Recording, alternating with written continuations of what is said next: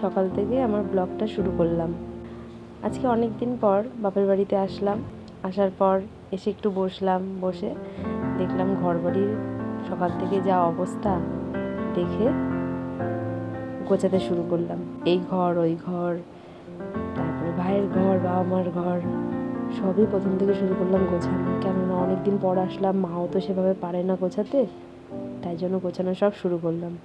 এই ঘরে bed cover, ওই ঘরে বেড কভার সব চেঞ্জ করলাম। চেঞ্জ করে তারপরে মা খেতে দিল, ভাত খেলাম। মা সকালে রান্না করেছিল ডাল, আলু ভাজা, তারপরে সয়াবিন তরকারি। আজকে শুক্রবার, আমাদের নিরামিষ আজকে, কারণ আমরা অনুকূল ঠাকুরের দীক্ষিত, তো সেই জন্য আমাদের শুক্রবার নিরামিষ। তো নিরামিষের জন্য মা তাই রান্না করেছিল, তাই খেলাম।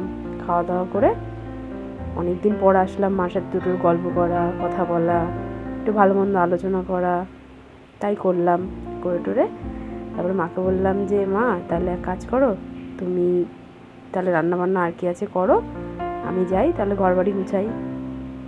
জানেন তো, অনেক দিন ধরে ভাবছি একটা ইউটিউব চ্যানেল খুলবো, একটু ইউটিউবে ভিডিও করব, একটু ফেসবুকে ভিডিও করব, সেটা আর হয়ে উঠছে না। লাস্টে অনেক কষ্ট করে করলাম। কেমন লাগছে আপনারা সবাই জানাবেন।